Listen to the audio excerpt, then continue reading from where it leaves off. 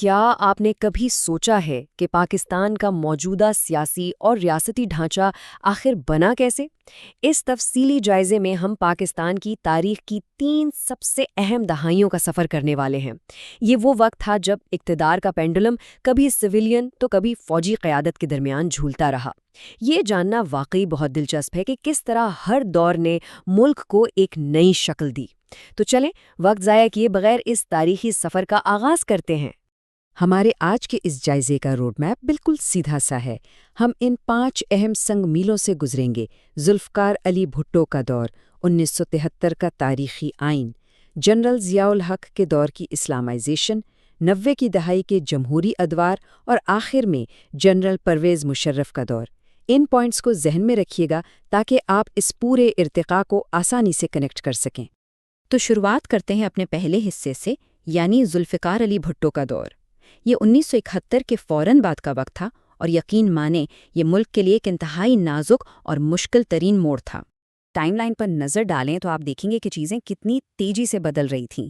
1971 میں بھٹو صاحب نے چیف مارشل ایڈمنسٹریٹر کے طور پر اقتدار سنبھالا اور اگلے ہی سال یعنی 1972 میں بڑی تعلیمی اور لیبر اصلاحات نافذ کر دی گئیں۔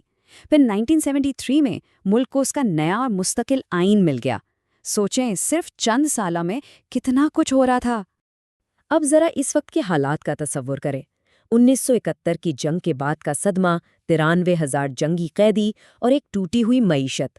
نئی سویلین حکومت کے سامنے پہاڑ جیسے چیلنجز تھے، لیکن اس سب کے باوجود انہوں نے ملک کا مورال بحال کرنے اور نظام کی دوبارہ تعمیر کے لیے فوراً وسیع پیمانے پر اقدامات شروع کر دیے۔ اگر ہم ان کی معاشی اور سماجی پالیسیوں کی بات کریں تو ان کا بنیادی فوکس نیشنلائزیشن اور فلاحی کاموں پر تھا۔ حکومت نے کسانوں کو کھاد پر سبسڈی دی، تمام سرکاری ملازمین کے لیے 22 یکساں پے اسکیلز متعارف کروائے اور لائف انشورنس جیسے سیکٹرز کو قومی تحویل میں لے لیا، اور ہاں، عام آدمی تک تعلیم پہنچانے کے لیے میٹرک تک تعلیم بالکل مفت کر دی گئی۔ یہ اس وقت کے حساب سے بہت بڑے اور جرأتمندانہ فیصلے تھے۔ اب آتے ہیں دوسرے حصے کی طرف، 1973 کا آئین، جسے ہم بلا شبہ اس پوری دہائی کا سب سے پائیدار اور مضبوط قانونی ورثہ کہہ سکتے ہیں۔ آخر اس آئین میں ایسا کیا خاص تھا؟ یہ 280 دفعات پر مشتمل ایک مکمل تحریری آئین تھا جس نے پاکستان کو ایک وفاقی اور پارلیمانی طرز کا نظام دیا۔ اس میں شہریوں کے بنیادی حقوق کو واضح قانونی تحفظ دیا گیا اور ریاست کے سرکاری مذہب کو اسلام قرار دیتے ہوئے اہم اسلامی دفعات شامل کی گئیں۔ اس نے ریاست کی بنیادوں کو ایک نئی اور واضح سمت دی۔ اس آئین کا ایک ماسٹر سٹروک تھا 2 ایوانی مقننہ، یعنی 2 ایوانوں والی پارلیمنٹ بنانا۔ اب اس کا فائدہ کیا تھا؟ دیکھیں، قومی اسمبلی میں سیٹیں ملی آبادی کے حساب سے، جس سے بڑے صوبوں کو ان کا حق ملا، لیکن چھوٹے صوبوں کے تحفظ کے لیے سینٹ بنایا گیا، جہاں تمام صوبوں کو بالکل برابر نمائندگی دی گئی۔ یہ ایک کمال کا بیلنسنگ ایکٹ تھا۔ چلیے اب تیسرے حصے پر چلتے ہیں، جنرل ضیاء الحق اور اسلامائزیشن کا دور۔ یہ 1977 کا وہ اہم ترین موڑ تھا جہاں اقتدار کا پینڈولم سویلین حکومت سے واپس فوجی حکمرانی کی طرف شفٹ ہو گیا۔ یہ دور اندرونی اور بیرونی دونوں لحاظ سے انتہائی ایکشن سے بھرپور تھا۔ 1977 میں مارشل لاء لگا اور پھر 1979 میں پڑوس یعنی افغانستان میں سوویت یونین کی فوجیں آ گئیں۔ اس ایک واقعے نے پورے خطے کی سیاست ہلا کے رکھ دی۔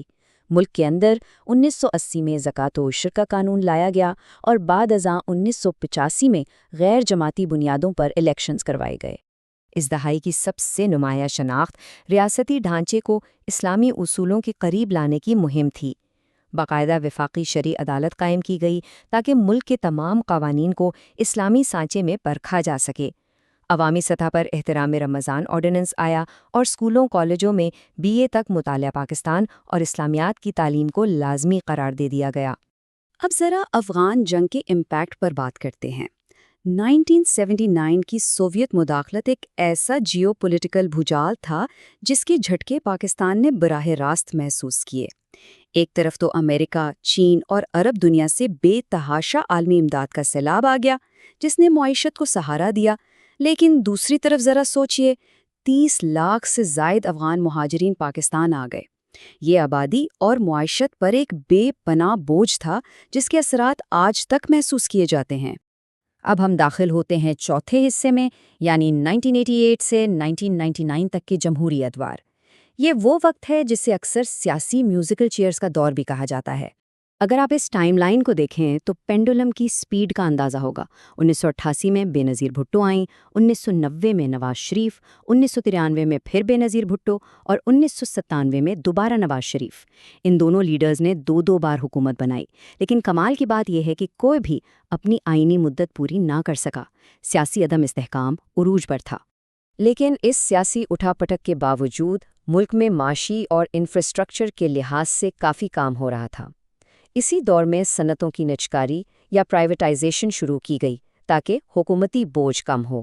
جنوبی ایشیا کے پہلے بڑے موٹر وے پروجیکٹ کا سنگ بنیاد رکھا گیا، دیہاتوں تک بجلی پہنچانے کے منصوبے بنے اور عام آدمی کے لیے یلو کیب جیسی خود روزگار اسکیمیں لائی گئیں۔ اور پھر آتا ہے سال 1998۔ یہ ایک ایسا سال تھا جس نے تاریخ میں پاکستان کا مقام ہمیشہ کے لیے بدل دیا۔ مئی 1998 میں خطے کے بدلتے حالات اور دباؤ کے جواب میں پاکستان نے ایٹمی تجربات کیے اور باقاعدہ ایک ایٹمی طاقت بن گیا۔ یہ ایک بہت بڑی اسٹریٹجک کامیابی تھی جس نے ملکی دفاع کو ناقابل تسخیر بنا دیا، لیکن جیسا کہ ہوتا ہے اس کی ایک بھاری قیمت بھی چکانی پڑی۔ فوراً ہی ملک پر سخت عالمی معاشی پابندیاں لگ گئیں جس سے معیشت شدید دباؤ کا شکار ہو گئی۔ اور آخر میں ہمارا پانچواں اور آخری حصہ، جنرل پرویز مشرف کا دور، جس کا آغاز اکتوبر 1999 کی فوجی مداخلت سے ہوا۔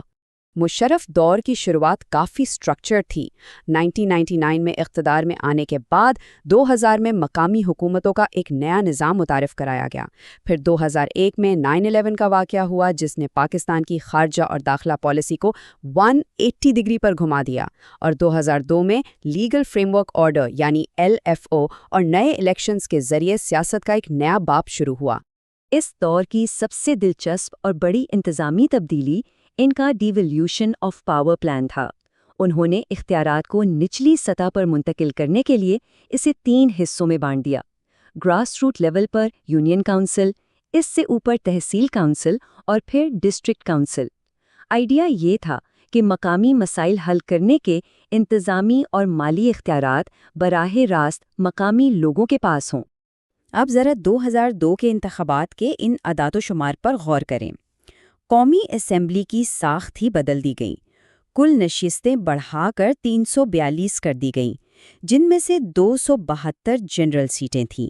لیکن سب سے اہم بات یہ تھی کہ نمائندگی میں تنوع اور شمولیت لانے کے لیے خواتین کے لیے 60 اور اقلیتوں کے لیے 10 سیٹیں خاص طور پر مخصوص کی گئیں۔